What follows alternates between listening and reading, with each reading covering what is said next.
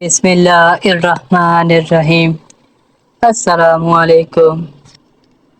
علامہ ذہبی لکھتے ہیں یزید نصابی سخت گیری اور بد مزاج اکڑ تھا، شراب پیتا اور برے افعال کا ارتکاب کرتا تھا، اور اس کے فوراً بعد دوسرے جملے میں وہ کہتے ہیں اس نے اپنی سلطنت کی ابتدا حضرت سیدنا امام حسین رضی اللہ تعالی عنہ شہید کے قتل سے کی اور اختتام واقعہ حرہ پر کیا، اس لیے لوگ اس سے نفرت کیا کرتے تھے اور اس کی عمر میں برکت نہیں دی گئی۔ یاد رہے کہ یزید واقعہ حرہ کے 40 دن یا 2.5 ماہ بعد دمشق سے دور حوارین میں گورے سے گر کر مر گیا۔ اس کی عمر اس وقت صرف 38 سال تھی۔ 8ویں امیہ خلیفہ عمر بن عبدالعزیز کے سامنے کسی نے یزید کو امیر المومنین کہا۔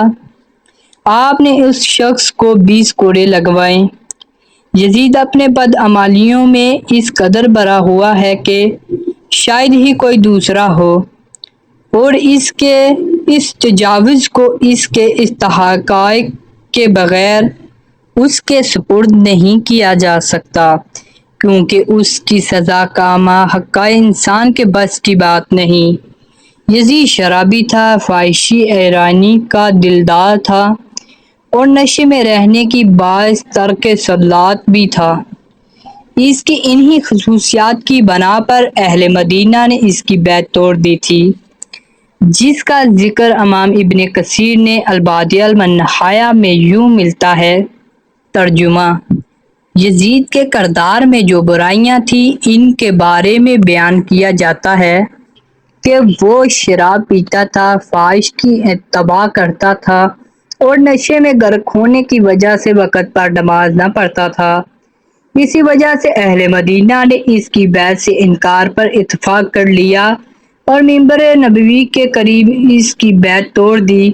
جب اس نے گورنر مدینہ کو سیدنا امام حسین رضی اللہ تعالی عنہ اور ان کے ساتھیوں سے بیعت لینے کا حکم دیا، اس موقع پر ہونے والی شیطانی مشاورات میں کہا گیا کہ اگر وہ یزید کی بیعت پر راضی ہو جائیں تو درست، ورنہ انہیں قتل کر دیا جائے۔ ابن کثیر لکھتے ہیں کہ یزید نے تخت پر بیٹھتے ہی یہ حکم دیا۔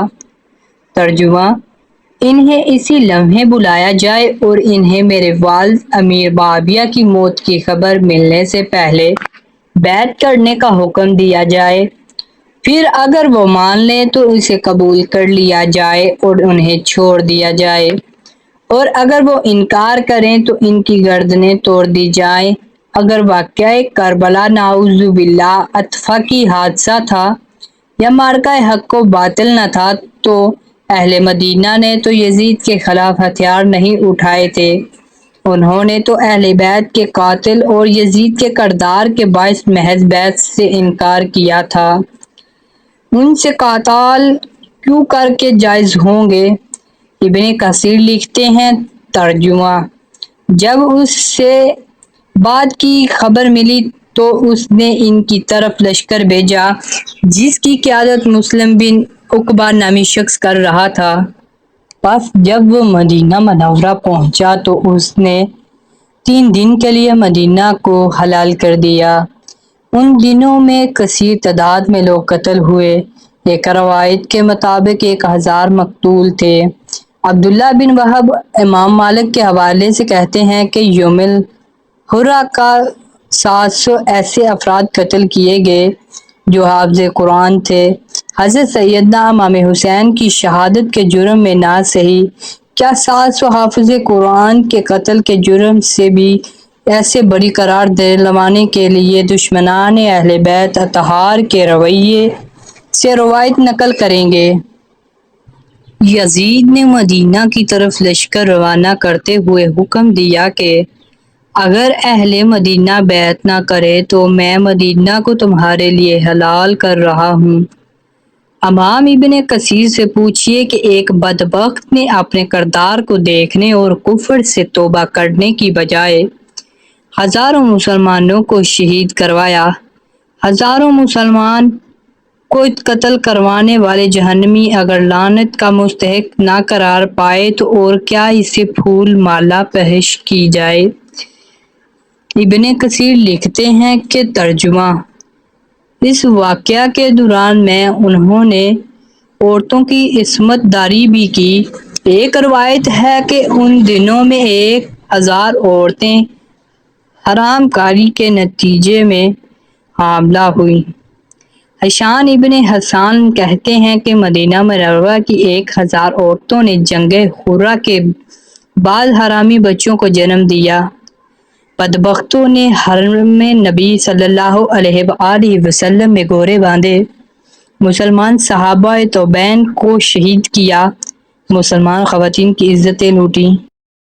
3 دن تک مسجد نبوی صلی اللہ علیہ وآلہ وسلم میں اذان اور نماز معطل رہی۔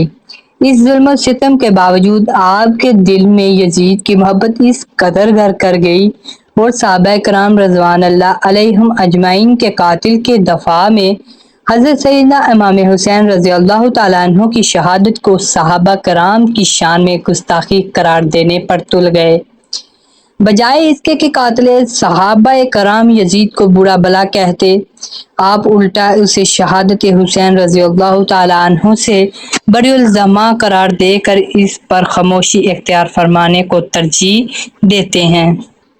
کل قیامت کے روز نبی کریم صلی اللہ علیہ وآلہ وسلم کے فرمان کے مطابق حسن اور حسین جنت کے نوجوانوں کے سردار ہیں کے مطابق آپ کا سامنا حضرت حسین یا نانا حسین حضرت محمد مصطفیٰ صلی اللہ علیہ وآلہ وسلم سے ہوگا تو یزید کے حواری کیا جواب دو گے؟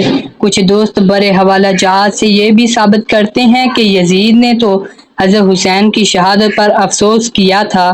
یقیناً آپ لوگ درست کہہ رہے ہوں، یہ یزید ملعون نے امام حسین رضی اللہ تعالیٰ عنہ کی شہادت پر افسوس کیا ہوگا، کیونکہ آپ کے ہاں افسوس کرنے کا یہی طریقہ ہو سکتا ہے۔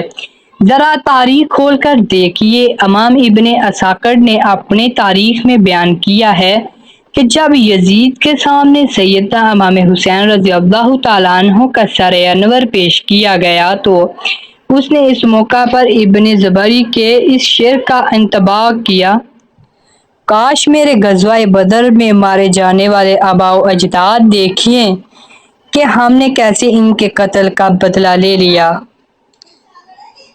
یہ کیسی شرمندگی ہے اور یہ کیسا افسوس ہے۔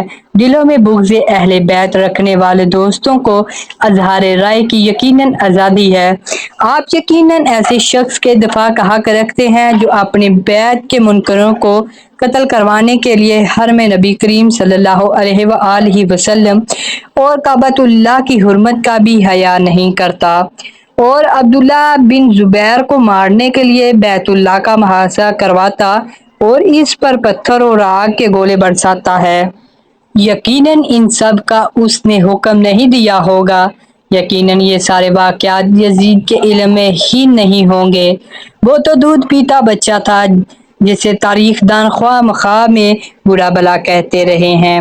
ہزاروں مسلمان غلط فہمی میں قتل ہوتے رہے ہوں گے، اور یزید بیچارہ ہر قتل کے بعد افسوس بھی کرتا رہا ہوگا۔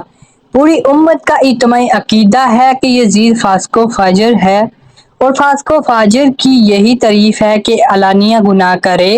امت کا اگر اختلاف ہے تو وہ صرف یزید کو کافر کہنے میں ہے۔ اس بدبخت کی ایک اور بڑی گستاخی یہ ہے کہ اس نے ام المومنین حضرت عائشہ صدیقہ رضی اللہ تعالیٰ عنہ کو بھی پیغام نکاح بھیج دیا، جبکہ حضرت عائشہ رضی اللہ تعالیٰ عنہ کی اس وقت عمر مبارک 60 برس تھی۔ یہ محض اس کے ملحدانہ اور مرتدانہ مزاج تھا کہ جس نے اس کو اس رویہ پر مجبور کیا اور ایسے کفریہ اقدام کی جرأت دلائی۔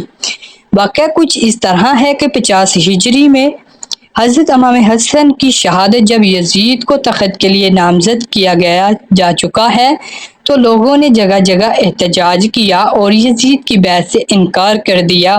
یزید نے جب سب کچھ ہاتھوں سے نکلتے دیکھا اور سوچا کہ اب تو حکومت امام حسین کے ہاتھوں میں جا سکتی ہے، تو یزید نے منصوبہ بنایا کہ ام المومنین حضرت عائشہ سے شادی کر کے اپنے قدم مسلمانوں میں مضبوط بنا لیتا ہوں۔ چنانچہ 54 ہجری میں بدبخت یزید نے ام المومنین حضرت عائشہ صدیقہ رضی اللہ تعالیٰ عنہ کو پیغام نکاح بھیج دیا، جبکہ اس وقت حضرت عائشہ کی عمر 60 سال تھی۔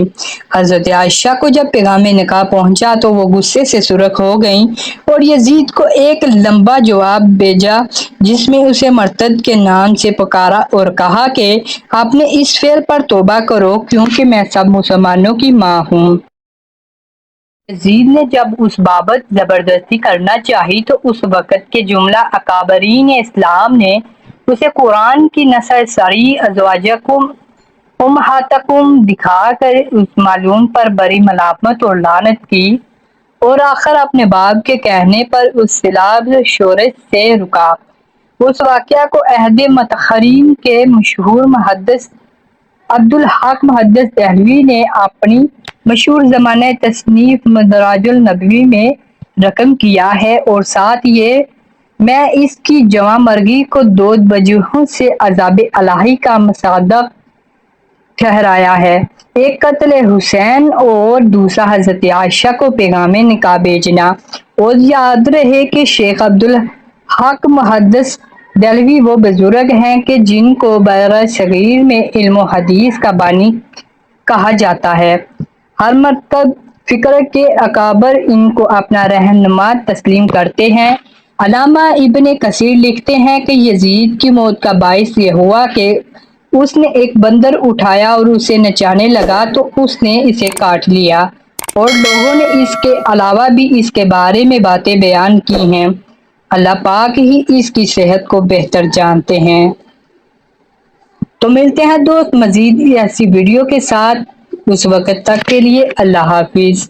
اللہ حافظ۔